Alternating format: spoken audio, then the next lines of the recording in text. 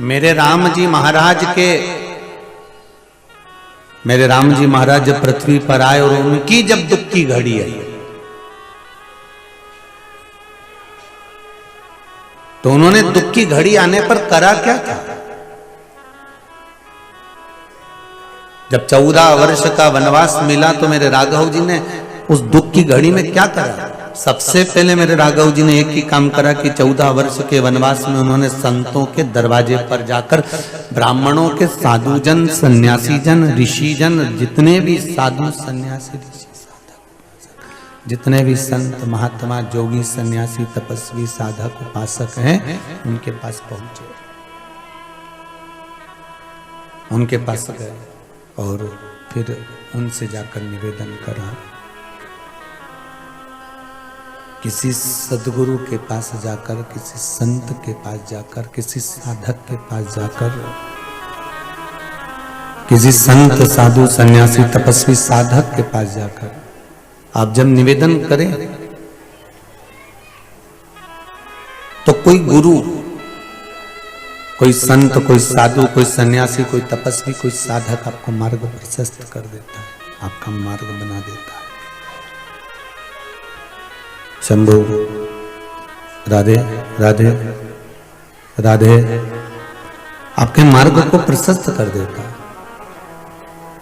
राम जी महाराज का जब समय आया, 14 वर्ष का जब वनवास हुआ, तो उस 14 वर्ष के वनवास के समय पर मेरे राघव जी पहले संत ऋषियों के पास में गए। संत ऋषियों के पास जाने के बाद मेरे राघव जी फिर भक्तों के पास से होते हुए समुद्र के तट पहुंच गए और समुद्र के तट पर जाने पर भी उन्होंने देखा कि अभी भी मेरा समय नहीं सुधरा है, उस समय को मुझे संवारना है। तब उन्होंने उसी समय भगवान शंकर के शिवलिंग का निर्माण कर उसका पूजन करना प्रारंभ करा।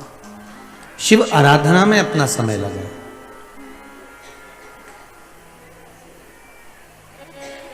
अगर समय संभल जाए आपसे अच्छा है, मना नहीं है, पर मान लो वो समय नहीं संभले आपसे, तो आप शंकर की आराधना में, शिव की उपासना में, शंकर की शरणागति में उस समय को लगा।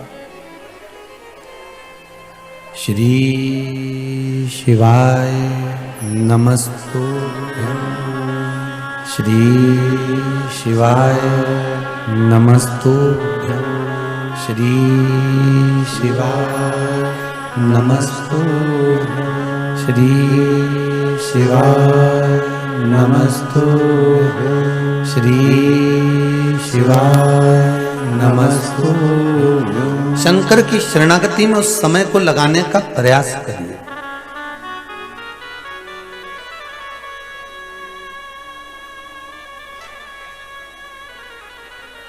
किसी शिव मंदिर में जाना प्रारंभ कर। ये जरूरी नहीं है आपको कि आप 12 ज्योतिर्लिंग में ही जाओगे। आप तो, अगर आपके पास में कोई शिवालय है, आपके पास में कोई शिवालय है, तो आप वहां चले जाओ, आप उस शिवालय की ओर जाइए और उस शिवालय में जाकर अगर आप सेवा कर रहे हैं, अर्चना कर रहे हैं, निवेदन कर रहे हैं, उस शिवालय में जाकर आप भगवान की प्रार्थना कर रहे हैं, तो भगवान उसको सुनेगा।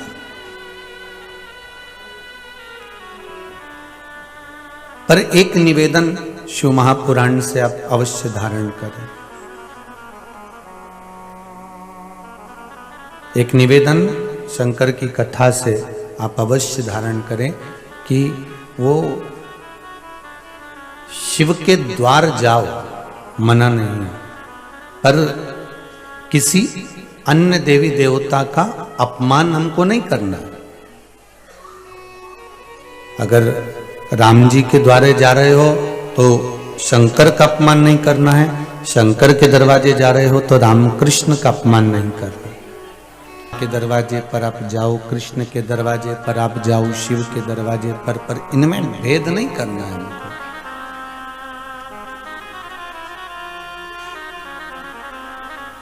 इनको हमें स्वीकार करना। घंटा कर्ण से एक गलती हुई।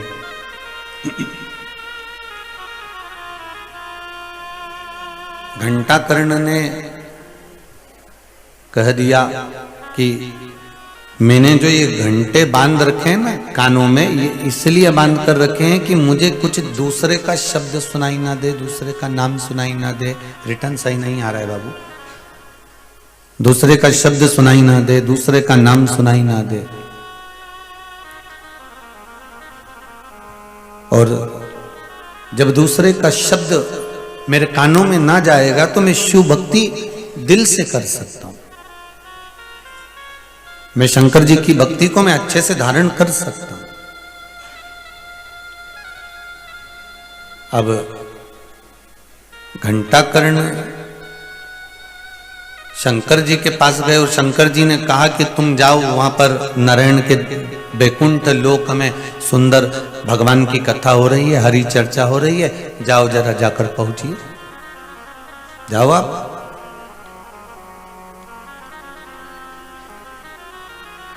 और एक बात अपने जीवन में उतार कर रखो, कहीं भागवत हो, रामायण हो, गीता हो, यज्ञ हो, अनुष्ठान हो, कोई अच्छा कार्य चल रहा हो तो आपको वहां जाना चाहिए। हाँ, अभी कोरोना महामारी के चलते आप सबसे निवेदन है कि घर में बैठकर सत्संग करो। कोरोना महामारी के चलते जब तक कोरोना महामारी चल रही है तब तक, जब तक गवर्नमेंट परमिशन ना दे, आज्ञा ना दे, तब तक अपने अपने घरों में रहो। अपने अपने घरों में रहकर आस्था चैनल के सम्मुख में बैठकर, फेसबुक यूट्यूब के सम्मुख में बैठकर आप भगवान की कथा का रसास्वादन करिए।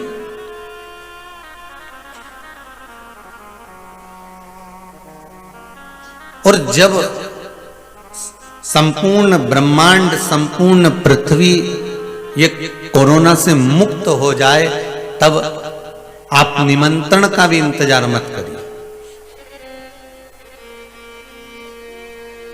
फिर आपको निमंत्रण की जरूरत नहीं है। फिर तो आपका मन पड़े तो आप उज्जैनी जाओ, आपका मन पड़े तो काशी जाओ, आपका मन पड़े तो आप त्र्यंबकेश्वर जाओ, आपका मन पड़े तो आप भीमाशंकर जाओ, आपका मन पड़े तो आप मल्लिकार्जुन जाओ।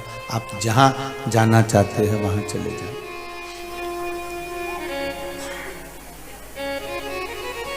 फिर आपका चित्त, आपका मन, आपका बुद्धि जहां आपको लेकर जाए वहां चले जाइए। आपका चित्त जहां लेकर जाए वहां चले जाइए। बस ये मन, ये चित्त, ये बुद्धि आपकी जाना चाहिए वहां तक महाराज। आपका चित्त, आपकी बुद्धि, आपका विवेक, आपका मन फिर वहां तक पहुंचना चाहिए। शिव पुराण की कथा कह रही है कि इस मन को परमात्मा तक ले जाना और उस परमात्मा के श्री चरणों में इस मन को विलीन करना, ये मूल है।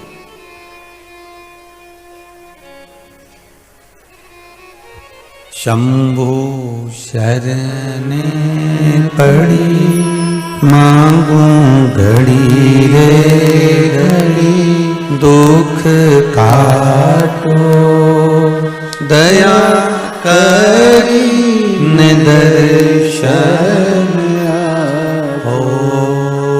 शंभु शरणे पड़ी मांगू घड़ी रे घड़ी, दुख काटो दया करी निदर्शन। बाबा से अब जाकर निवेदन करेंगे, उसके चरणों में जाकर विनती करेंगे, उससे जाकर कहेंगे तो आपको सुख का भान अपने आप हो जाएगा।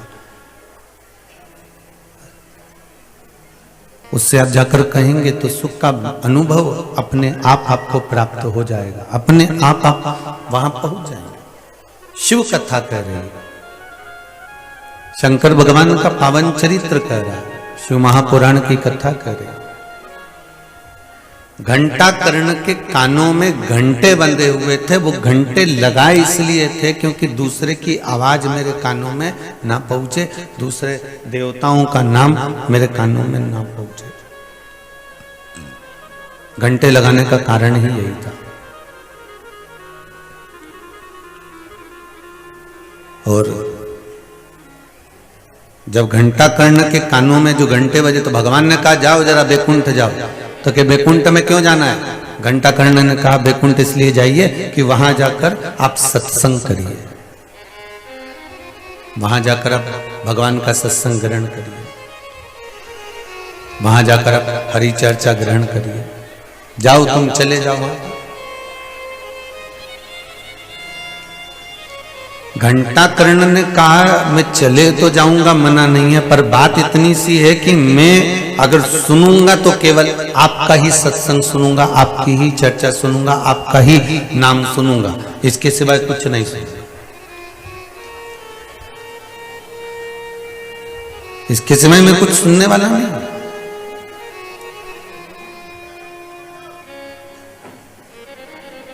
भगवान कहते हैं घंटा कर्ण,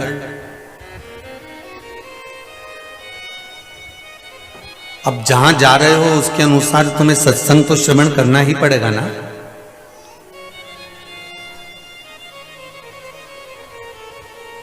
जाकर अगर बैठोगे तो कुछ सत्संग तो तुम्हें सुनना पड़ेगा ना। तो घंटा कर्ण ने कहा मेरे को सत्संग सुनने से दिक्कत नहीं है, पर मुझे बस आपका ही नाम श्रवण करना, मैं केवल आपके नाम में डूबना चाहता हूं। शिव महापुराण की कथा कहती है कि राम नाम में, कृष्ण नाम में, शिव नाम में, दत्त नाम में, भगवान के नाम में, तुम किसी भी नाम में डूब गए हो, अगर किसी नाम में अगर तुम डूब रहे हो तो यह पक्का है कि वो नाम आपको तार देगा। क्योंकि तुलसीदास जी ने रामचरितमानस में ये बात बार बार वर्णन करी है कि कलयुग केवल नाम आधार है, कलयुग में केवल नाम की आधारशिला है।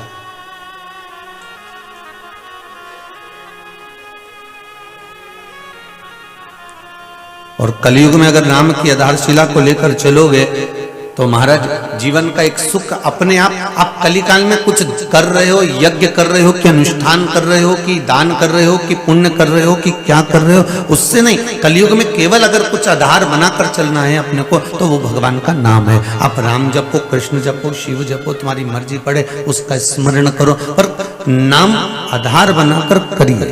श्री शिवाय नमस्तुभ्यम, श्री शिवाय नमस्तुभ्यम, नाम की आधारशिला को बनाकर चलते।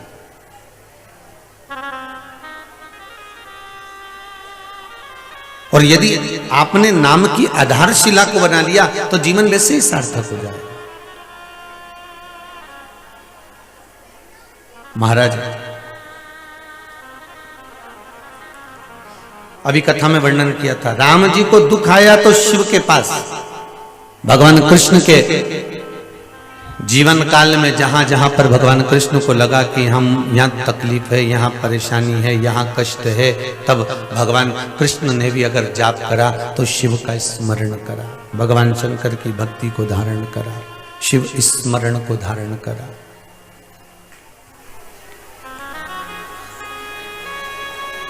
भगवान की अविरल भक्ति को धारण करा। और महाराज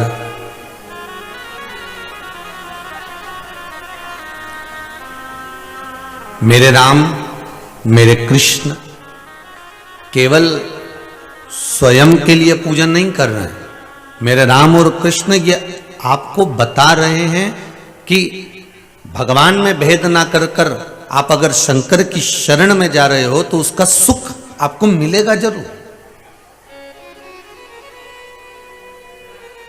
उसका सुख आपको प्राप्त जरूर होगा। अगर आप शिव की शरण जा रहे हो तो वो निष्फल नहीं हो सकता, उसका फल आपके जीवन में अवश्य प्राप्त हो। इससे पहले जब कथा हुई तो उसमें भी आपको कहा था, मानसरोवर शिव महापुराण में कहा था कि एक लोटा पानी अगर आपने अनायास चढ़ा दिया, जैसे सोमनी के मुख से अनायास शिव शिव निकल गया, तो उसको महाबलेश्वर शिवलिंग का सुंदर बेलपत्र चढ़ाने का मौका मिल गया और वो बेलपत्र हाथ से छूट गया और उड़ के सीधे महाबलेश्वर पहुंच गया शिवलिंग के पास में। अगर एक लोटा पानी, एक बेलपत्र एक चावल का दाना, एक पुष्प, कुछ भी आप अगर भगवान शंकर को समर्पित कर रहे हो तो उसका सुख तो मिलना है ना आपको, उसका एक आनंद तो आपको प्राप्त होगा। महाराज बार बार आवाज कम हो रही है, इसका सुख तो आपको प्राप्त होगा ना, इसका आनंद तो आपको मिलेगा ना। अगर आप परमात्मा को कुछ दे रहे हो तो उसका एक आनंद, उसका एक सुख हमारे जीवन में प्राप्त हो सकता है। और फिर निवेदन करेंगे इस व्यासपीठ से, आप अगर भगवान को भी आप मान लो कुछ नहीं दे सकते, मान लो आप भगवान को नहीं दे पा रहे, आप एक लोटा पानी भी भगवान को नहीं दे पा रहे, तो यहां तो शिव महापुराण की कथा कहती है कि आप किसी ऐसे व्यक्ति को जिसको प्यास लगी है, एक लोटा पानी उसको पिलाकर देख लिए, उसका भी फल आपको प्राप्त होगा। किसी को भूख लगी है, उसको आपने भोजन दे दिया, उसका भी फल आपको प्राप्त होगा। महाराज जैसे भगवान को दिया हुए का फल हमको प्राप्त होता है, उसी तरह हम जनमानस को देते हैं, उसका भी फल हमको प्राप्त होता है, उसका भी भाव हमको प्राप्त होता है।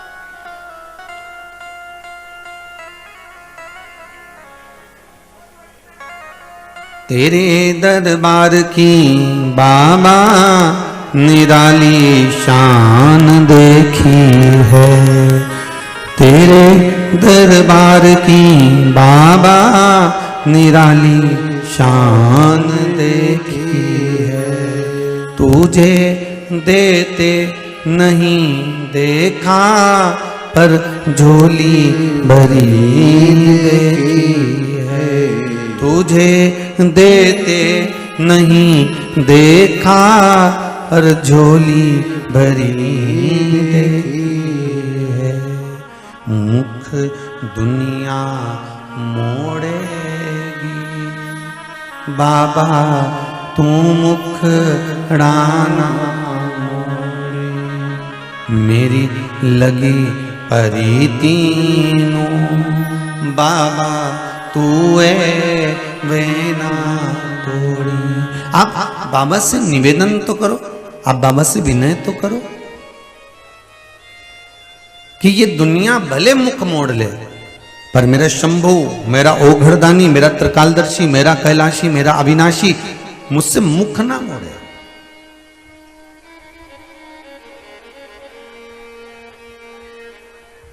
और बिना भेद के आप भगवान का भजन करिए, बिना भेद के।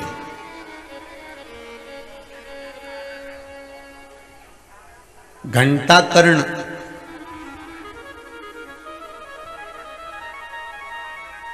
सत्संग में पहुंच गए, किसके कहने पर? जम के बोलिए जरा, भगवान शिव के कहने पर। घंटा कर्ण पहुंच गए सत्संग में, भगवान शंकर के कहने पर घंटा कर्ण पहुंच जाते हैं। और बैकुंठ में घंटा कर्ण पहुंचने के बाद सत्संग में बैठ भी जाते हैं। बैकुंठ में सत्संग श्रवण करने के लिए घंटा कर्ण बैठ भी गए।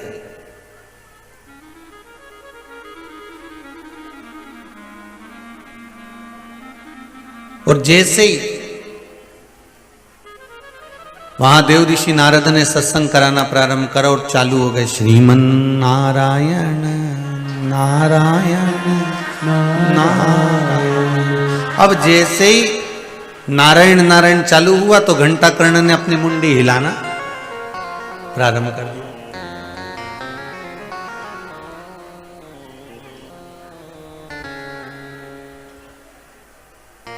अब नारायण नारायण रुक भी गया ना, तो भी घंटा कर्ण ने मुंडी हिलाना बंद नहीं करी, अपना जो मुख है ना उसको हिला रहा है, वो कानों में जो घंटे बंधे हैं ना वो हिला रहा है।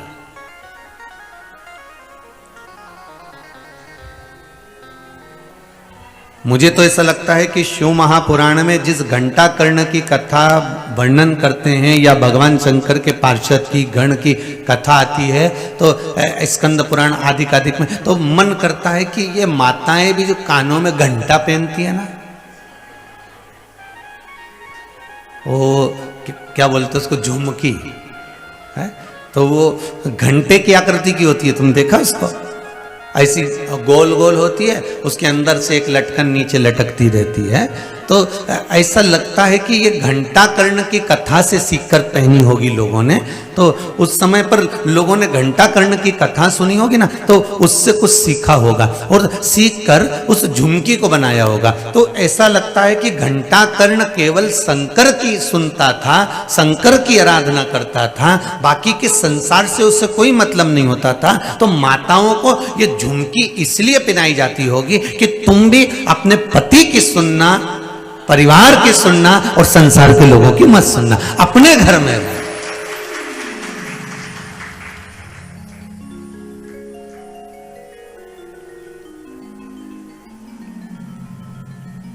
हमको तो ऐसा महसूस होता है कि ये झुमकी इसलिए बनाई होगी कि तुम्हारे कान में ये बजती रहे और तुम अपने परिवार की, अपने पति की और अपने घर की सुनो, किसी निंदा करने वाले की नहीं।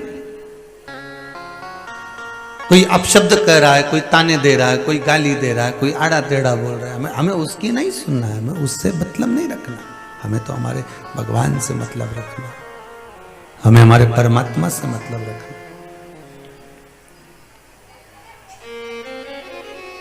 घंटा कर्ण वापिस लौट कर आ गए। अब एक दिन घंटा कर्ण बैठे थे भगवान शंकर के पास में और ज्ञान की बातें प्रारंभ हुई। और ज्ञान की बातों में प्रारंभ होते होते घंटा कर्ण ने शंकर जी से कहा, प्रभु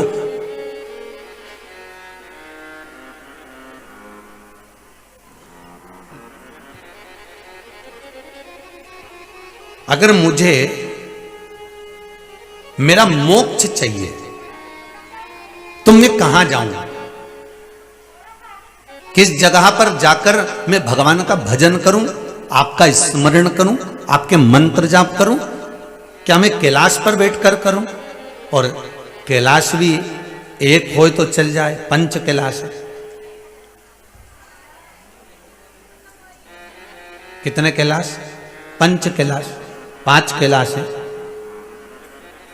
अगर मैं किस कैलाश पर जाकर, मैं किस कैलाश की ओर जाकर मैं आपका भजन करूं, मैं किस ओर जाकर भगवत स्मरण करूं और किस मंत्र का जाप करूं? अब भगवान शंकर के बुद्धि में आया, भगवान शंकर के मन में आया कि आज फंसा बेटा।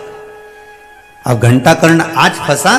घंटा कर्ण ने पूछा कि मेरा मोक्ष कैसे हो, मैं क्या करूं कि मेरे मुक्ति का उपाय हो जाए और मेरा जो ये स्वरूप है उसको छोड़कर मैं अच्छे स्वरूप में भगवान का पार्षद बन जाऊं। क्या करा जाए? तो भगवान शंकर ने कहा, इसके लिए तो तुम्हें एक काम करना पड़ेगा कि भगवान विष्णु की भक्ति करना पड़ेगा। देखिए, राम शंकर जी के पास भेज रहे हैं, शंकर जी राम जी के पास भेज रहे हैं। मेरे कृष्ण पांडवों को शिव के पास भेजते हैं और शिव जब पांडवों पर प्रसन्न हो जाते हैं, पांडवों पर जब भगवान शंकर केदारनाथ जी में पांडवों ने तप करा, आज भी पांडवों की मूर्ति केदारनाथ के मंदिर के अंदर बनी हुई है। महाराज शंकर जी का, केदारनाथ जी का दर्शन करने जाओगे तो इधर और उधर दोनों साइड पे पांडवों की मूर्ति आपको मिलेगी। तो जब भगवान कृष्ण पांडवों को शंकर की शरण भेजते हैं और शंकर भगवान जब प्रकट होते हैं तो पांडवों को वापिस कृष्ण की शरण में भेज देते हैं।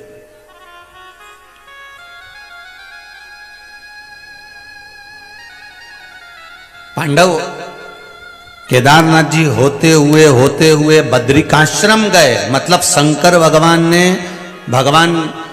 शंकर ने वापिस भगवान नारायण का रास्ता दिखा दिया और नारायण के रास्ते से होते होते फिर वापिस बैकुंठ के रास्ते की ओर आगे बढ़ते गए, व्यास गादी के पास में से निकलकर। तो इस चीज का अनुभव आप करिएगा जरा कि मेरे शिव राम और कृष्ण के पास भेज रहे हैं, नारायण के पास भेज रहे हैं और नारायण भगवान शंकर के पास भेज रहे हैं।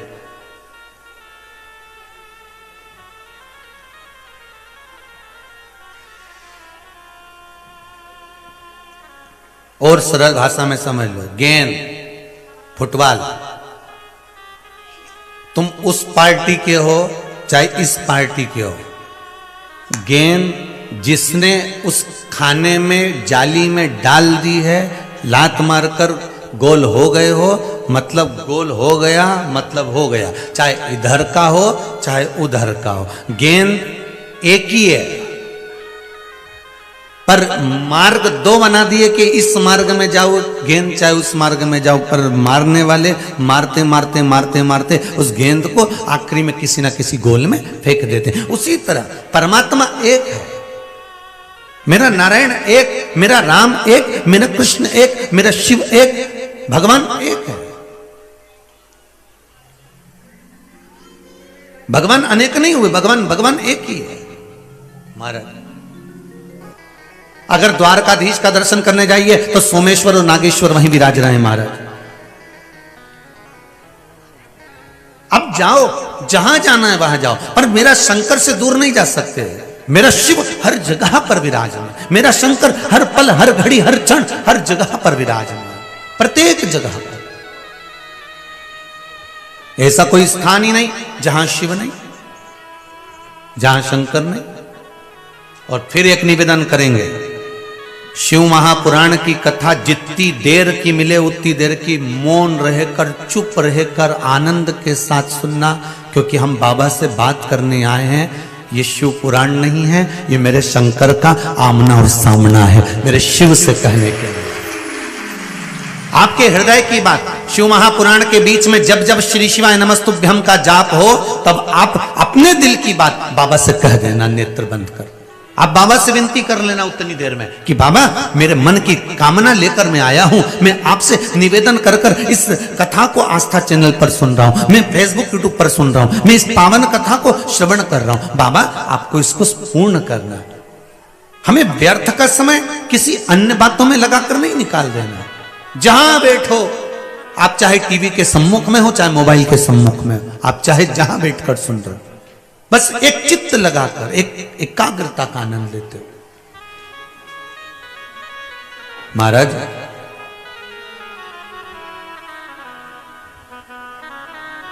भगवान शिव की कथा करो।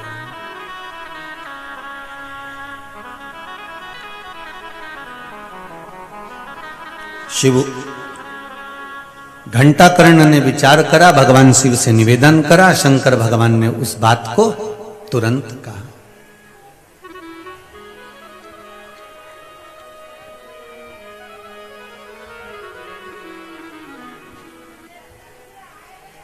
घंटाकर्ण ने निवेदन करा, हे शिव, हे शंकर, आप बताइए बाबा मेरे को कहां जाना है।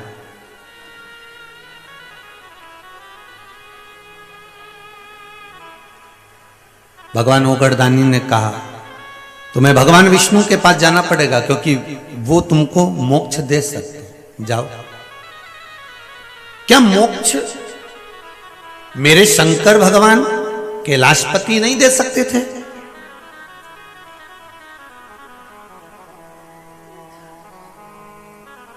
अकाल मृत्यु वो मरे जो काम करे चंडाल का, काल उसका क्या बिगाड़े जो भक्त हो महाकाल। तो मोक्ष तो मेरा शंकर तुरंत दे देते, मेरे ओगरदानी तो मोक्ष के देवता तुरंत प्रदान कर देते। यमराज उनका, धर्मराज उनका,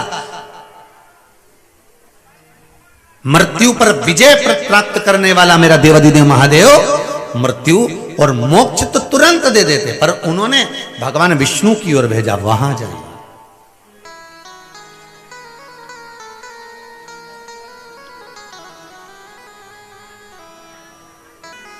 वहां चले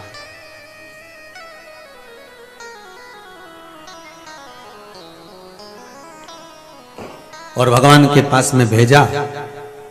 घंटाकर्ण पहुंचे और घंटाकर्ण जैसे भगवान के पास में जा रहे हैं तो भगवान शंकर ने पूछा, वो घंटाकर्ण पूछ रहे हैं कि मैं किस जगह पर जाकर तप करूं, किस जगह पर जाकर साधना करूं जहां पर मुझे भगवान विष्णु मिल जाए। शिव कह रहे हैं कि भगवान विष्णु को पाना। जाओ तुम। कहा? शंकर जी ने कहा एक काम करो, बद्रिक वन में चले जाओ। बद्रिक वन में? हाँ, बद्रिक वन में क्या है? वहां तो कांटे कांटे हैं, बेड़ की झाड़ियां, बेरों की छोटी छोटी झाड़ियां, और वो कांटे मेरे शरीर में लगेंगे। भगवान बोले जाइए बद्रिक वन में जाकर और आप तप करिए। बद्रिक वन में घंटाकर्ण पहुंच गए और घंटाकर्ण ने जाकर बद्रिक वन में बैठकर जब तप साधना करना प्रारंभ करी तो मेरे नारायण को आकर बद्री विशाल के रूप में दर्शन देना पड़ा उस घंटाकर्ण के।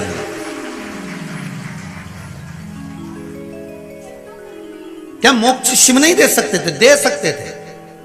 अब भगवान विष्णु का, मेरे बद्री विशाल का, मेरे नारायण का दर्शन उस घंटाकर्ण को हुआ। तो घंटाकर्ण ने जैसे ही बद्री विशाल का दर्शन करा, जैसे ही बद्रीनाथ का दर्शन करा, जैसे ही मेरे नारायण का दर्शन करा, नारायण का दर्शन करते से नारायण ने उस घंटाकर्ण से कहा, घंटाकर्ण किसके लिए तप कर रहे हो? घंटाकर्ण कहते हैं प्रभु जी आपका तप कर रहा हूं। तो भगवान नारायण ने कहा तू तो कभी मेरा नाम ही नहीं लेता था। जब तू मेरा कभी नाम लेता ही नहीं था तो फिर तप कैसा? भगवान घंटाकर्ण ने कहा मेरे स्वामी भगवान देवाधिदेव महादेव ने कहा था कि तुम नारायण की आराधना करना, वो तुम्हें मोक्षता प्रदान करेंगे। मैं आपकी आराधना करने आया हूं, मैं आपके चरणों में आया हूं, मैं आपको निवेदन करने आया हूं। तो भगवान बद्री विशाल ने पूछा क्या चाहते हो घंटाकर्ण? घंटाकर्ण कहने लगे अब मुझे मोक्ष नहीं चाहिए।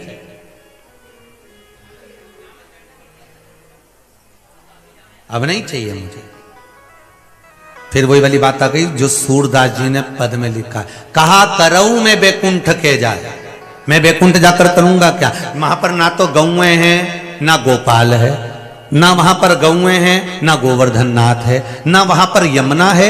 मैं बैकुंठ जा, कहा करऊं मैं बैकुंठ के जाए। मेरे को बैकुंठ नहीं जाना। तो सूरदास जी का पद अब यहां काम कर रहा है। यहां पर स्वयं घंटाकर्ण कह रहे हैं कि मुझे अब मोक्ष नहीं चाहिए, अब मुझे मोक्ष की जरूरत ही नहीं है। जैसे माता कुंती ने भगवान कृष्ण से कहा कन्हैया कहां जा रहे हो? कन्हैया कहने लगे द्वारका वापिस जा रहा हूं। क्यों? क्योंकि अब मुझे यहां कुछ मतलब नहीं है। तुम राजमाता बन गई, राज सिंहासन मिल गया, अब मेरा काम खत्म हो गया, मुझे द्वारका जाने दो। इतने में माता कुंती ने कहा कृष्ण रुको, मैं तुमसे कुछ मांगना चाहती हूं। भगवान कृष्ण कहते हैं बुआ आप बड़ी हो, मैं छोटा हूं, भतीजे को देना चाहिए कि भतीजे से लेना चाहिए? अरे भतीजे को तो देना चाहिए और तुम लेने की बात कर रही हो। इतने में माता कुंता ने कहा सुनो कृष्ण मुझे तुमसे कुछ चाहिए। क्या चाहिए मुझसे? आप कुछ बस मुझे अगर देना चाहती हो तो भगवान कृष्ण से कुंता कह रही है, माता कुंती कह रही है कि दुनिया भर का जो दुख है वो मुझे दे दो, मुझे दुख दे दीजिए। क्यों? भगवान कृष्ण ने पूछा किस कारण से? माता कुंती कहती है कन्हैया अगर तू सुख देकर मुझसे दूर हो जाता है तो वो सुख मुझे नहीं चाहिए, क्योंकि दुख में तू मेरे साथ में तो बना रहेगा, हर पल हर घड़ी हर क्षण तू मेरे साथ तो है।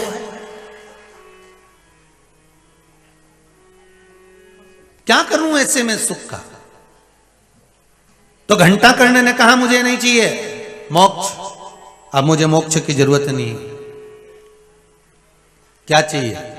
घंटाकर्ण ने कहा यहीं बद्री विशाल में रहूंगा। ठीक है और बोल, प्रतिदिन शिव के कहने से आपका भजन करूंगा और आपके कहने से शंकर के दर्शन करने केदारेश्वर जाऊंगा। भगवान ने कहा बहुत बहुत आनंद का विषय है जो तू रहेगा बद्रीनाथ में, शिव जी का दर्शन करने जाएगा केदारनाथ में, केदारनाथ जी से वापस आएगा तो मेरे लिए क्या लेकर आएगा? क्या लाएगा? घंटाकर्ण कहते हैं प्रभु उधर का प्रसाद इधर लाऊंगा और इधर का प्रसाद उधर ले जाऊंगा, बस। और इससे ज्यादा कुछ नहीं है हमारा, इससे ज्यादा कुछ भी नहीं है। आप में से कितने लोग बद्री विशाल गए हैं? गए हैं सब? जितने लोग आस्था पर कथा सुन रहे हो, जितने मोबाइल पर कथा सुन रहे हो, आप में से कई लोग बद्री विशाल गए होंगे, बद्री विशाल का दर्शन करा होगा। जब बद्री विशाल का हम दर्शन करने के लिए जाते हैं तो बद्री विशाल के जब हम दर्शन करते हैं बद्रीनाथ जी के, तो बद्रीनाथ जी के दर्शन करने के बाद जब बद्रीनाथ जी की परिक्रमा करते हैं तो राइट में इधर जब परिक्रमा चालू करते हैं तो इधर साइड में अगर दर्शन करेंगे तो माता लक्ष्मी जी विराजमान है। करें दर्शन बद्रीनाथ में, इधर माता लक्ष्मी जी विराजमान है। और जब परिक्रमा कर कर हम इधर साइड आते हैं तो वहां पर घंटाकर्ण भगवान विराजमान हैं, जिन्हें आज तक जो भगवान शंकर के कहने पर भगवान विष्णु की आराधना कर रहे हैं और विष्णु का प्रसाद ले जाकर केदारेश्वर को देते हैं और केदारेश्वर का प्रसाद ले जाकर बद्रीश को देते हैं। अब देखिए शिव के गण का स्वरूप भाव देखिए कितना प्रबल होगा। शिव महापुराण की कथा कहती है, बड़े ध्यान से सुनिएगा इस प्रसंग को, जब आप शंकर भगवान को कोई सामग्री, कोई वस्तु, कोई चीज समर्पित करते हो, बहुत ध्यान देना महाराज,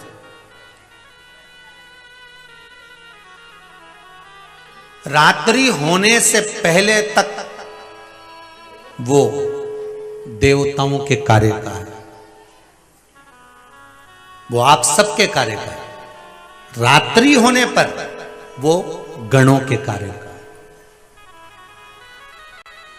16 सोमवार का प्रसाद, संकट सोमवार का प्रसाद, भगवान शंकर का प्रसाद रात्रि होने से पहले पा लिया जाता है। आप लोगों ने जिन जिन ने 16 सोमवार करे होंगे, संकट सोमवार करे होंगे, उनको जब उन्होंने चूरमा बनाया होगा, बाटा सेक कर, रोटी सेक कर, उसमें गुड़ मिलाकर, शक्कर मिलाकर और घी मिलाकर जो मलीदा, जो चूरा तैयार करा होगा, चूरमा बनाया होगा, उस चूरमे का नियम है कि संकट सोमवार का, 16 सोमवार का जो प्रसाद होता है उसको उसी दिन रात्रि होने से पहले, अर्थात मध्य रात्रि 12 बजे से पहले पहले उस चूरमे का प्रसाद, अब क्या कोई भोजन करने आ रहा है संकट सोमवार के उद्यापन में, कोई 16 जोड़े आ रहे हैं उनको आप दे दीजिए, कोई आ रहा है उसको प्रदान कर दीजिए, पर उस प्रसाद को दूसरे दिन तक नहीं रखा जाता। और यही बात पहले भी कथा में कही कि शंकर भगवान के इस शिव महापुराण पर जो 6 दिन तक बेलपत्र चढ़ती है वो औषधि का काम करती है। तो जो बेलपत्र आपको कहीं से प्राप्त हो जाती है, शिव पोथी की, शिव महापुराण में से कहीं से मिल जाती है, तो उस बेलपत्र को रात भर नहीं रखा जाता, उस बेलपत्र को रात से पहले शरीर कष्ट के लिए उसको चबा चबा कर खा लिया जाता है। और जो 7वें दिन की बेलपत्र होती है, उस बेलपत्र को हमेशा के लिए अपने घर में, अपने पूंजी के स्थान पर, अपने पुण्यमय आनंद के स्थान पर, जहां वैभव धन संपदा रखते उस स्थान पर उसको लाल वस्त्र में रख दिया जाता है। कितना भाव है महाराज। 6 दिवस की औषधि है, सप्तम दिवस का खजाना।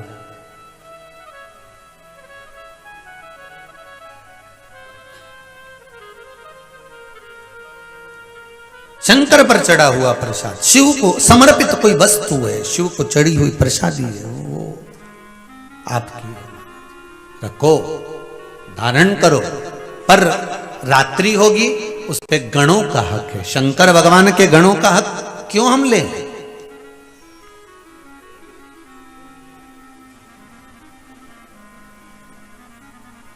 घंटाकर्ण बद्रीनाथ के उस मंदिर के पावन प्रांगण को अब छोड़ना नहीं चाहते।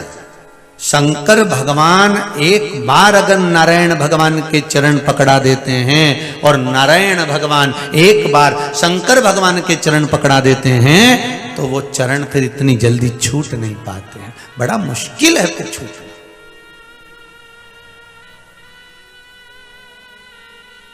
जब सारे संताप, सब दुख हमारे जीवन से मिट जाता है, तब हमें भगवान की अविरल भक्ति और मुक्ति का पथ दिखाई देने लगता है कि अब मेरे पास में भगवान ने सब दे दिया। अब मेरी गाड़ी भी हो गई, बंगला भी हो गया, जमीन भी हो गई, जायदाद भी हो गई, मेरा छोरा छोरी को ब्याह भी हो गया। अब जब बच्चों का ब्याह हो जाता है तो घर में क्या सोचते हैं माता पिता, अब मेरे सब कर लिया, अब तुम्हारा मन कर रहा है कि गंगा जली और खोल लो। तो किसी ने पूछा गंगा जली नहीं खोली है, अभी तो रख रखी है, अभी मेरे बच्चों का सबका ब्याह प्याह हो गया, अब मैं फ्री हो गई, एक बार भागवत करा लूं, शिव पुराण करा लूं, रामायण करवा लूं, ये करवा लूं। मतलब अब उसके मन में यह आ गया कि अब मुझे भक्ति का पथ पकड़ना है, अब मुझे सत्संग की ओर जाना है, अब मुझे भजन की ओर जाना है। उस जगह से आपकी चित्त की बात को भगवान शंकर तक भेज देते।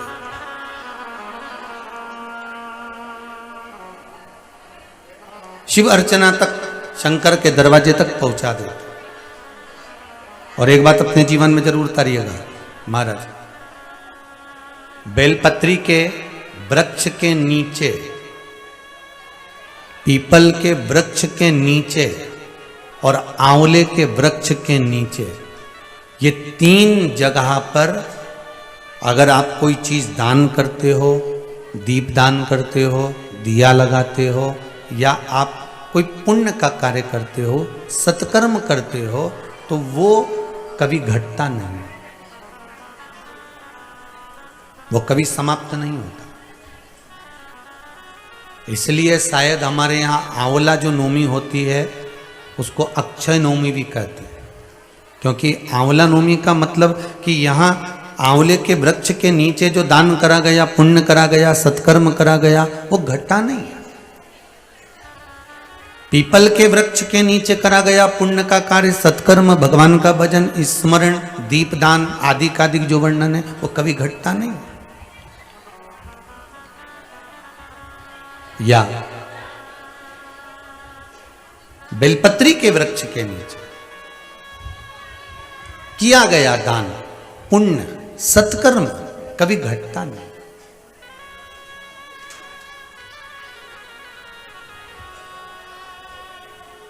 वराह पुराण वर्णन करती है पीपल के वृक्ष की गणना, बेलपत्री के वृक्ष की गणना, आंवले के वृक्ष की गणना, कि इन वृक्षों के नीचे अगर आपने भूल से भी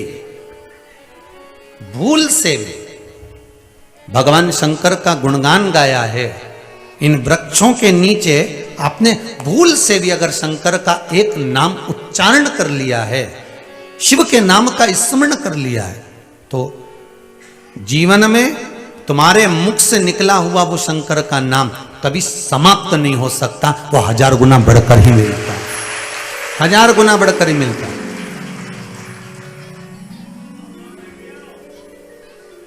अभी आप कौन सी कथा सुन रहे हो? शिव गण शिव महापुराण की कथा, शिव गण शिव महापुराण की कथा सुन रहे हो। अब ये कथा तो कल विराम हो जाएगी और आगामी जो कथा है वो 7 फरवरी से प्रारंभ होगी। कितनी फरवरी से होगी? 7 फरवरी से होगी। उसका भी समय दोपहर 2 बजे से 5 बजे तक रहेगा। 2 तारीख से गुप्त नवरात्र प्रारंभ हो जाएंगे और वो गुप्त नवरात्र चलेंगे और उसी बीच में 7 फरवरी से शिव महापुराण प्रारंभ होगी। तो उस शिव महापुराण का नाम रखेंगे श्री महालक्ष्मी शिव महापुराण की कथा, क्योंकि गुप्त नवरात्रि शिव महापुराण की कथा पिछले वर्ष बात चुके हैं। आप लोग अगर YouTube पर निकालेंगे तो गुप्त नवरात्रि शिव महापुराण की कथा पहले बच चुकी है, सती शिव पुराण की कथा पहले बच चुकी है, पार्वती शिव पुराण की कथा पहले हो चुकी है। तो महालक्ष्मी शिव महापुराण की कथा, क्योंकि नवरात्रि भी है और उस बीच में आद्य शक्ति माता लक्ष्मी का एक स्वरूप जो सरस्वती के रूप में है, जो पार्वती के रूप में है, उनका एक आनंद स्वरूप अपन श्रवण करें। जिनका पैसा कहीं डूब गया, नहीं निकल रहा हो, कोई कर्जे में आ गया, उसका क्रम अपन उसमें श्रवण करेंगे। उसमें जो बच्चे रोग से ग्रसित होते हैं उसके लिए भी अपन उसमें श्रवण करेंगे। बैठ जाओ, बैठिए। श्री शिवाय नमः। शिव आराधना का फल ही है। शंभु शरणे मांगू घड़ी रे घड़ी, दुख काटो दया करी निदर्शन आपो। मेरा फिर निवेदन है, जितने आस्था पर सुन रहे हो, जितने मोबाइल पर सुन रहे हो और जहां मर्जी पड़े वहां बैठकर अगर शिव पुराण सुन रहे हो, तो आपसे दिल से कहता हूं, कहीं पर भी बैठकर आप शंकर से एक बार दिल से कह कर देखो साहब। ये मेरा विश्वास कहता है, खाली तो नहीं छोड़ेगा। ये झोली जब भर दे तब तुम कुबेरेश्वर धाम आ जाना, इतना विश्वास कहता है मेरा। जब वो दे दे तुमको झोली में तब आना। कुबेरेश्वर धाम आने की जरूरत नहीं, कोरोना महामारी में अपने घर रही है।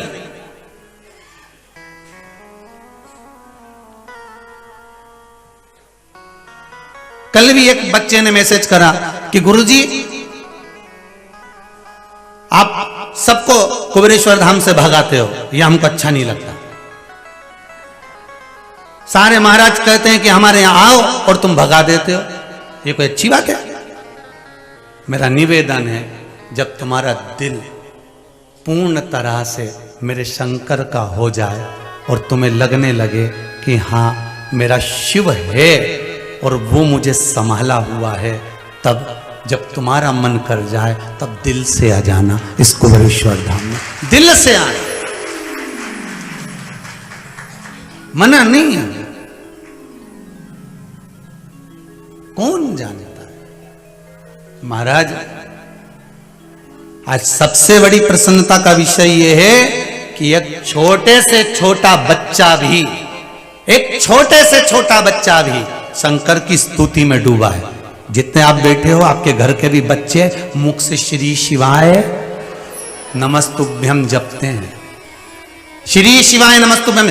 भिलाई की कथा में एक बात कही थी कि अपने अपने बच्चे जो भगवान शंकर की स्तुति करते हैं, शिव का स्मरण करते हैं, आप उनका चित्र, उनका वर्णन भेज सकते हो।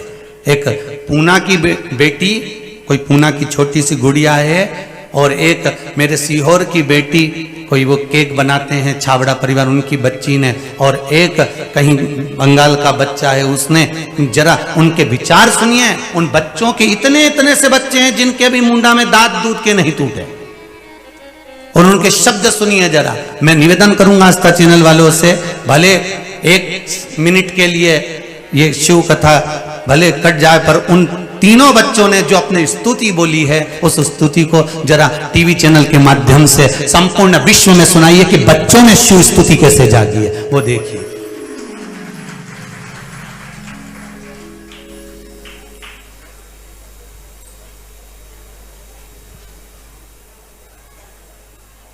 चालू करिए आवाज बढ़ाकर।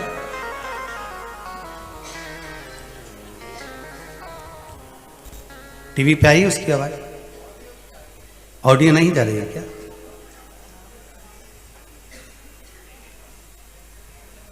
बोल काशी विश्वनाथ भगवान की। इन तीनों बच्चों ने, उनके ऑडियो जब चालू हो तो जरूर बताना बाबा। मैं कहूंगा इन बच्चों ने जो श्री शिवाय नमस्तुभ्यम का जो जाप कर कर अपने हृदय की बात भगवान शिव तक पहुंचाए, भगवान शंकर, और शिव भजन, शिव स्मरण, शिव की भक्ति। महाराज शिव महापुराण की कथा करिए आप दिल से। जिस दिन देवाधिदेव महादेव कह दे, आप दिल से जब देवाधिदेव महादेव आपकी सुन ले, तब बाबा की शरणागति अवश्य ग्रहण करिए, एक बार जरूर जाइए। शंभु शरणे खड़ी मांगू घड़ी रे घड़ी, दुख काटो दया करी न दर्शन आपो, दया करी न दर्शन।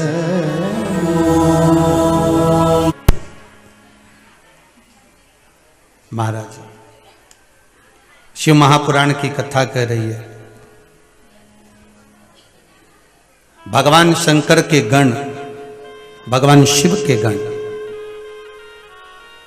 आपके हृदय की बात शिव तक पहुंचा देते हैं। आपके चित्त की बात भगवान शंकर तक पहुंच रही है।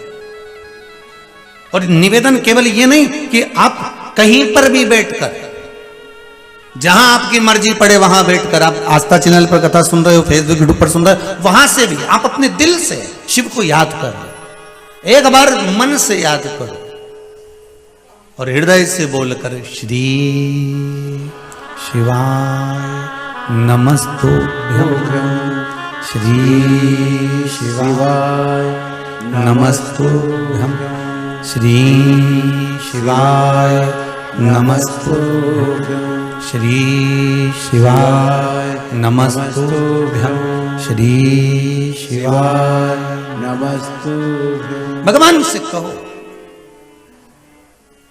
एक शिव के, भगवान शंकर के पुत्र श्री गणेश, इनको जो मस्तक लगा, सारी दुनिया ये जानती है कि किसका लगा है। जम के बोलो जरा, हाथी का।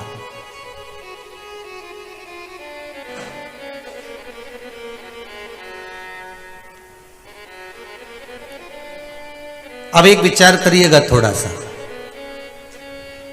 अगर भगवान गणेश जी महाराज को हाथी का मुख लगाया है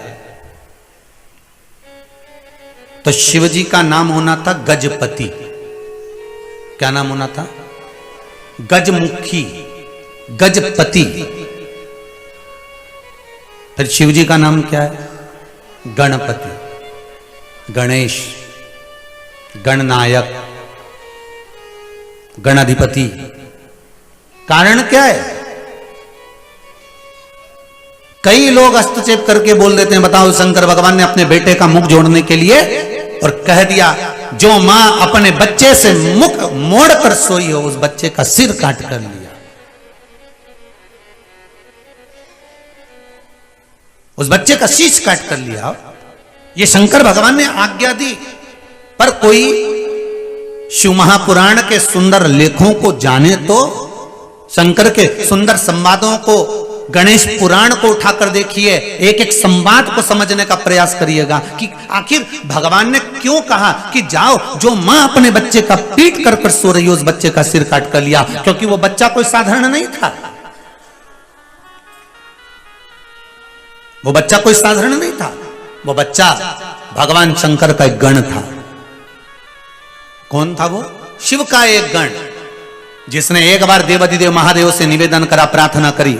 गणेश पुराण का बड़ा सुंदर संवाद। भगवान शंकर से निवेदन करते हैं, प्रार्थना करते हैं, हे देवाधिदेव महादेव, हे भगवान शिव। शंकर भगवान ने पूछा, क्या बात है नंदी, आज क्या हो गया तुमको, क्या कहना चाहते हो? नंदी कहते हैं, प्रभु हमारे बीच में एक सुंदर गण रहता है, उस गण का जो मुख है ना वो थोड़ा लंबा सा है।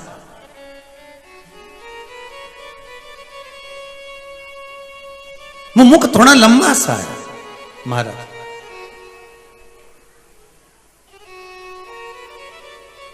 अच्छा, अब शिवजी बोले कि अगर मुख लंबा है, और ये वर्णन तुलसीदास जी भी लिखते हैं अपनी रामचरितमानस में, किसी का मुख लंबा, कोई का मुख चौड़ा, कोई के हाथ ज्यादा, कोई नग्न वेशधारी, कोई की तोंद भारी। ये भगवान स्वयं तुलसी बाबा कह रहे हैं। तो उसका मुख लंबा है, बड़ा भारी मुख। क्या चाहता है? बस एक अभिलाषा है इस गण की। क्या? ये आपका पुत्र बनना चाहता है। ध्यान दीजिएगा जरा कथा पर। शिवजी ने कहा ऐसा तो हो नहीं सकता, बड़ा मुश्किल है पुत्र बनाना। गण हो तुम, मेरे मित्र हो, सखा हो, पुत्र बनाना ये कहां श्रेष्ठ हो। पर मुझे श्राप लगा है। एक जगह पर मेरे लिए संवाद कहा कश्यप बाबा ने, जब माली और सुमाली का वध करने के लिए सूर्य देवता अग्रण्य हुए, उस समय पर मैंने जब सूर्य देवता का संहार करा, तब मुझे कश्यप बाबा ने ये कहा है कि आप अपने पुत्र का शीश काटोगे। तब भगवान शंकर कहते हैं कि जाओ तुम एक हाथी के बच्चे के रूप में प्रकट होना, और मैं आपका शीश मंगवा कर मेरे पुत्र के मस्तक पर, उस धड़ पर रखूंगा, और मेरा पुत्र तुम गण के कारण ही गणपति कहलाएगा, गणेश कहलाएगा। कोई साधारणता नहीं हो सकती। अगर हमारे घर के बच्चे, हमारे घर के बुजुर्ग, हमारे घर के बयो, हमारे घर के युवान अगर भगवान की भक्ति में किसी रूप में लगे हुए हैं, किसी रूप में लगे हुए हैं, तो ये समझ लेना कि ये शिव के गण ही हैं। एक छोटे से छोटा बच्चा भी शंकर की स्तुति कर रहा है, छोटे से छोटा बच्चा भी भगवान शंकर का नाम ले रहा है, तो समझ लो कि वो शिव का गण ही है। वो मिला क्या? चालू करो जरा।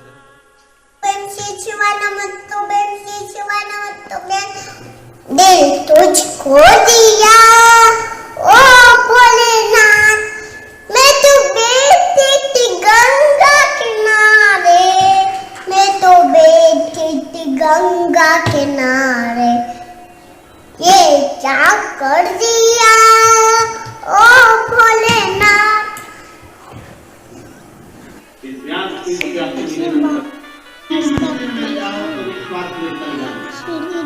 एक बार इन सारे बच्चों के लिए जोरदार ताली। जो लोग यहां बैठे हैं वो देख नहीं पा रहे होंगे टीवी पर, घर जाकर देखना मोबाइल पर। इन बच्चों ने जो करा। श्री शिवाय नमः, श्री शिवाय नमः, श्री शिवाय नमः, श्री शिवाय नमः। हर हर ये बच्चों का भाव एक एक छोटे, तो ये कोई साधारण नहीं है। अगर आप शिव भक्ति में लगे हो, साधारण नहीं है। आप शंकर के स्मरण में लगे हो, साधारण नहीं है। महाराज, कहीं शिव की कृपा है, कहीं शंकर की करुणा है, कहीं शिव की दया है। जो एक एक छोटा से छोटा बच्चा भी शंकर की भक्ति में लगा हुआ। और निवेदन, शिव भक्ति कोई साधारण नहीं है भाई। स्वयं भगवान शंकर ओघड़दानी त्रिकालदर्शी कैलाशी अविनाशी ने एक गण का शीश मंगवाकर भगवान गणेश जी महाराज को जो जोड़ा गया है, तब जाकर श्री गणेश जी महाराज का नाम गणाधिपति गणेश हुआ है, तब हुआ।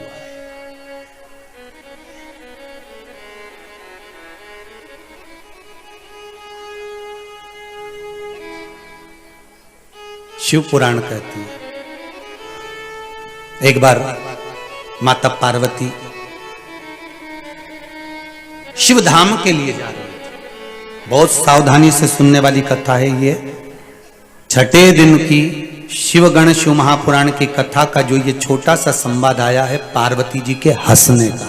इस संवाद को प्रत्येक जितने लोग शिव महापुराण की कथा को सुन रहे हैं उनसे निवेदन, इस संवाद को अपने जीवन में जरूर उतारना। अपने जीवन में इस संवाद को जरूर उतार कर।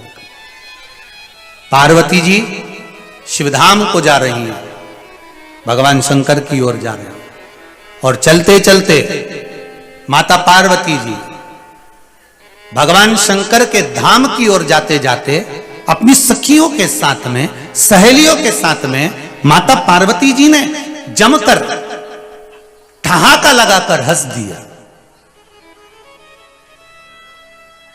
और जैसे ही माता पार्वती जी ने ठहाका लगाकर हंसा, हंसते से ही माता पार्वती जी के उनके मुखाग्रविंद से हंसते समय एक पुरुष ने जन्म लिया, एक असुर ने जन्म लिया। उसको असुर नहीं कह सकते, वो था एक साधारण सा बालक, साधारण सा पुरुष, जिसका नाम मम रखा। क्या नाम रखा है? मम। अब ध्यान देंगे महाराज, शिव महापुराण की कथा कहती है शंकर जी के मंदिर जाते समय, शिवालय जाते समय, शंकर के मंदिर में देवालय में जाते समय दो चीजों का स्मरण हमेशा करिएगा। एक, किसी पर हंसे ना। दूसरा, जो भी वस्तु आप पूजन की लेकर जा रहे हो, घर से कुछ मात्रा उस समय भरी होना चाहिए। जैसे एक पत्र है, किसी ने लेटर भेजा है, उसमें बड़ा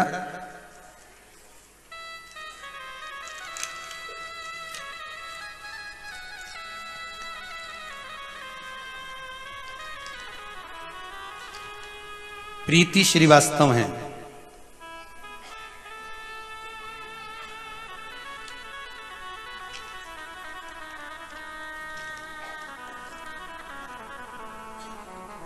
इसमें एक पत्र लिखा है,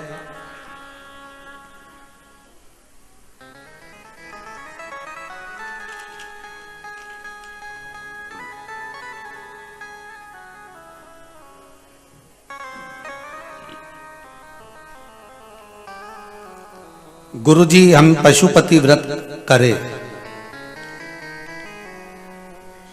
और हमने जो व्रत किया उसका फल हमको नहीं मिला।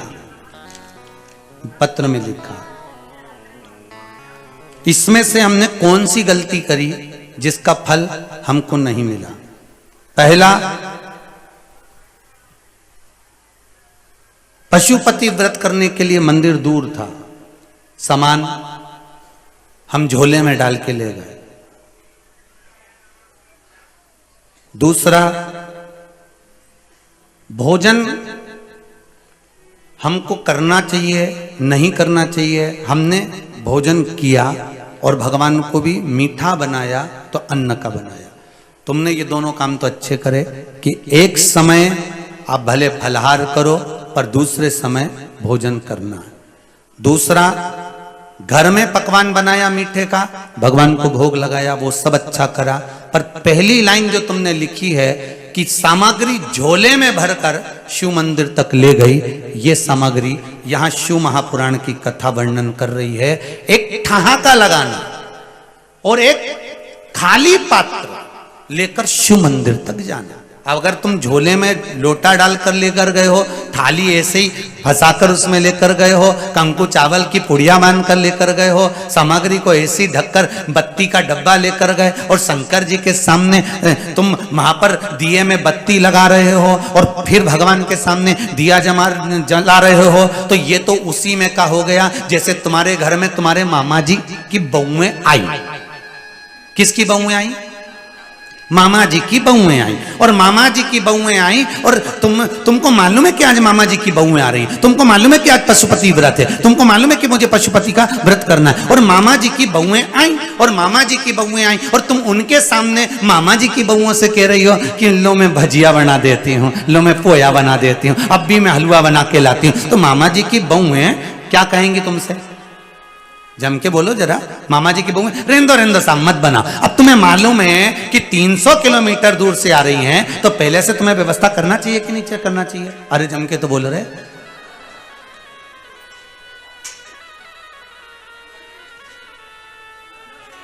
करना चाहिए ना। बैठ जाओ बैठ जाओ।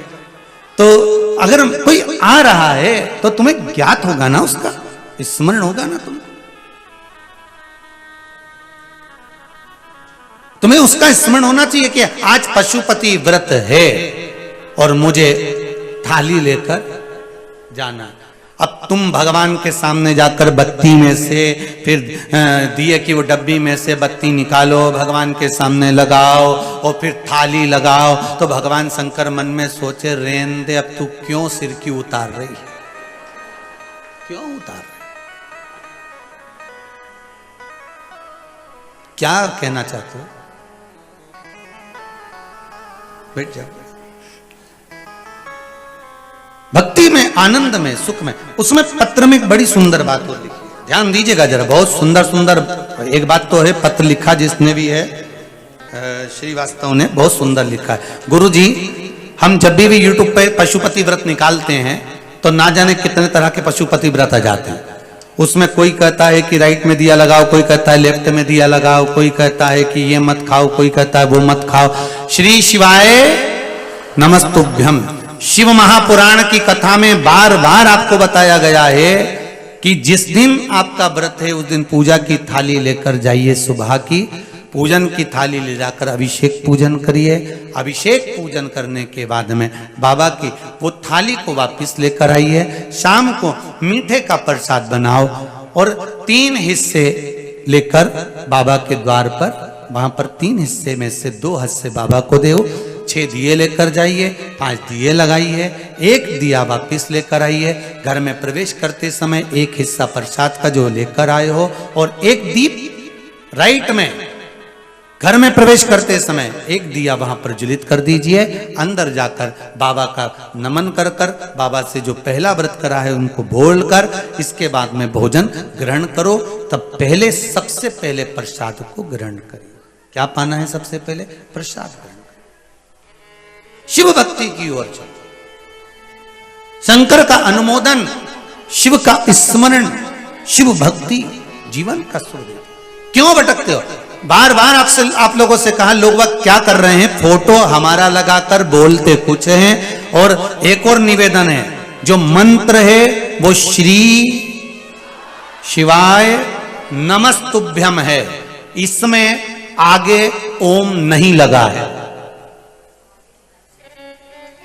अब उस मंत्र को लोग गलत क्या बोल रहे हैं, आगे ओम लगाकर फिर श्री शिवाय नमस्तुभ्यम। और अगर मंत्र आप लोगों को ज्ञात नहीं होता तो गीता प्रेस गोरखपुर की शिव महापुराण की कथा ले आइए, विद्येश्वर संहिता को उसमें पढ़िए, उसमें श्री शिवाय नमस्तुभ्यम शिव महापुराण का शंकर को रिझाने का मूल मंत्र लिखा हुआ है, उसका स्मरण करना प्रारंभ कर दिया। तो माता पार्वती हंसी, माता पार्वती हंस रही और मां जगत जननी माता पार्वती जब हंसी तो माता के हंसने पर तुरंत एक बालक ने, एक पुरुष ने जन्म लिया। क्या नाम था उसका? मम। अब उस मम बालक ने जन्म लिया और मम जब प्रकट हुआ, उस बालक को देखा तो पार्वती जी ने पूछा, तुम कौन हो, क्यों प्रकटे हो? कहा, मेरा नाम मम है। आप शिव के पास जाते समय किसी को देखकर ठहाका लगाकर हंसे हो, इसलिए मेरा प्रागट्य हुआ। बहुत ध्यान देना महाराज, पांव से विकलांग हो, शरीर से कमजोर हो, शरीर से भारी हो, कोई गिर गया हो, कोई पड़ गया हो, कोई तकलीफ में हो, मेरा शिव महापुराण की कथा कहती है उस पर कभी मत हंस। कोई आंखों से विकलांग, अंधा हो, श्रवण शक्ति ना हो, कोई नेत्र से विहीन, कोई वाणी से विहीन हो, उस पर नहीं हंसे। क्यों हंसे? क्या होता है उससे? शिव महापुराण की कथा कह रही है, भगवान गणेश जी का एक नाम पड़ा है इस मम को समाप्त करने के लिए, विघ्नराज। क्या नाम पड़ा गणेश जी का? विघ्नराज।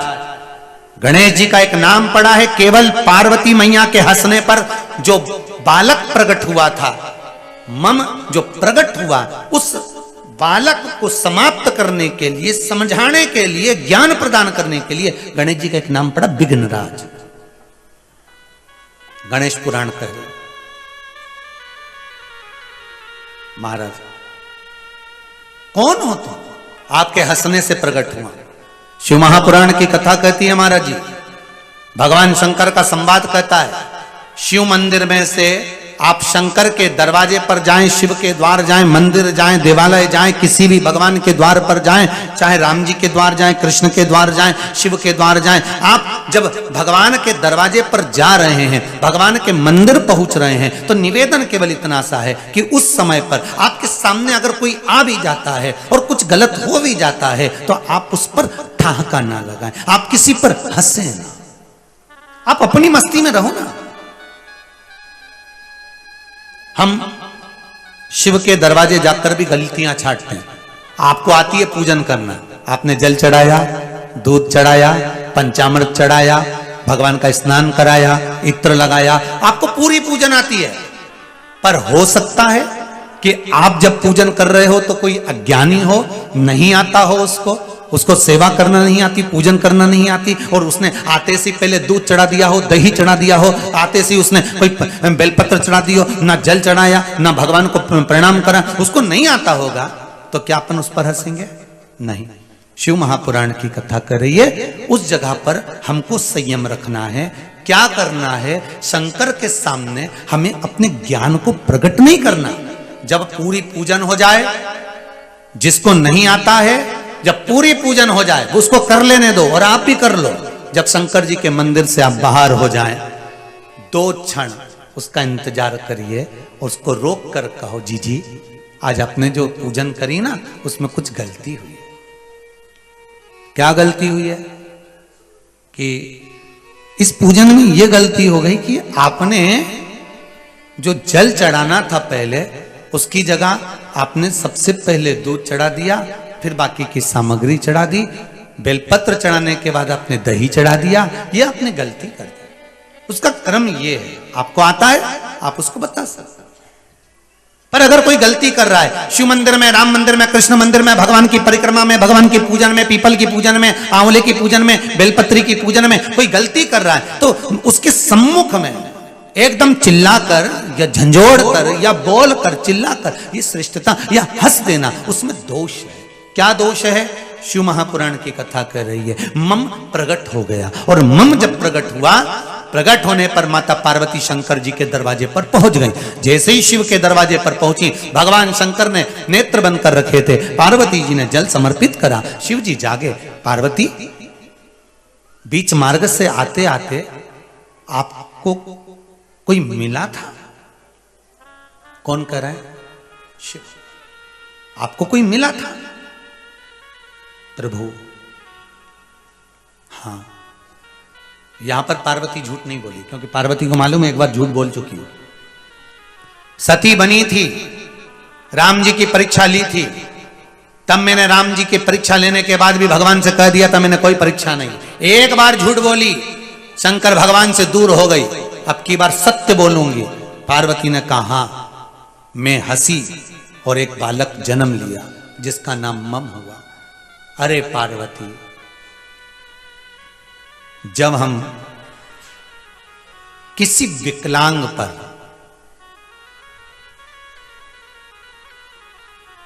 किसी निम्न पर, कमजोर पर, गरीब पर हंसते हैं, शंकर कह रहे हैं पार्वती को, उस समय हमारे करे गए पुण्य में से आधा भाग समाप्त हो जाता है। हमारे करे गए पुण्य में से आधा भाग समाप्त हो जाता है। शायद इसलिए हमारे माता पिता, हमारे घर के बुजुर्ग हमेशा कहते आए किसी पर हंसना नहीं चाहिए, बोलते हैं ना। एक बार वो द्रौपदी हंसी थी, एक बार हंसी, और वो द्रौपदी तो हंसी पर जितने थे ना सबको निपटा बैठी। एक बार द्रौपदी हंसी और ठहाका लगाकर हंसी, अरे ओ अंधे की औलाद, अंधे की संतान, तू भी अंधी है क्या? बस द्रौपदी का एक शब्द और एक बार हंसना भारी पड़ गया, पुण्य आधा समाप्त हो गया। किसी ने पूछा पांडवों को कृष्ण की जरूरत क्यों पड़ी?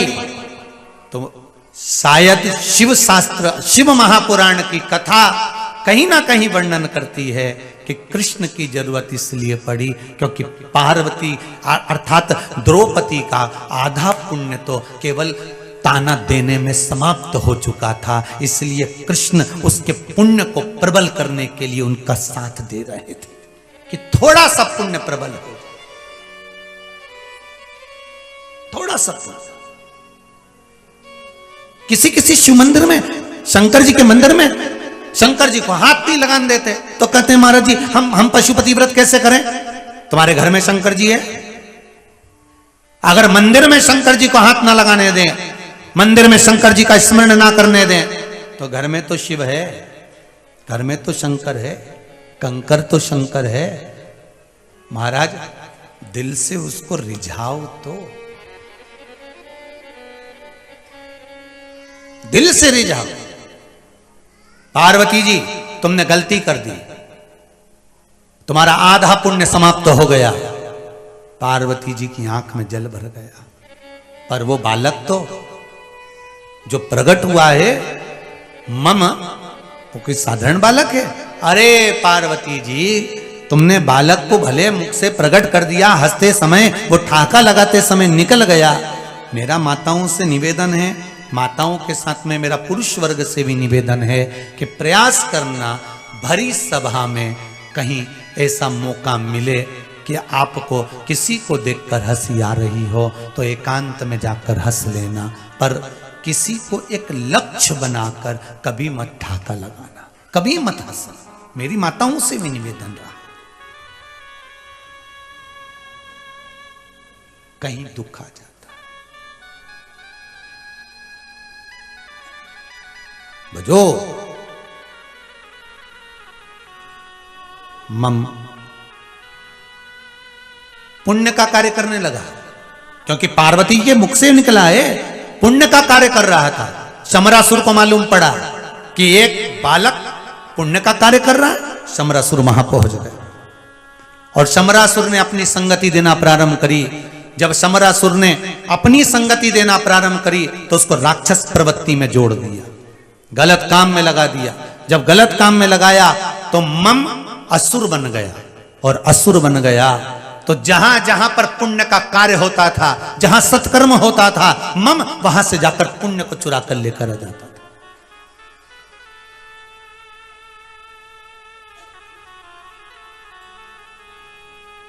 पुण्य को चुरा कर लेकर आ जाता था। तुम कोई पंडित जी आपको पूजन करा रहा है ना, कोई ब्राह्मण देवता आपके यहां पूजन करा रहे हैं, अनुष्ठान करवा रहे हैं। जब आप पूजन पे से उठते हो ना तो ब्राह्मण देवता कहते हैं जमीन पर जल छोड़ो। सही है कि गलत है? जमीन पर जल छोड़ो, उसको नयनों से लगाओ, तब उठकर जाओ।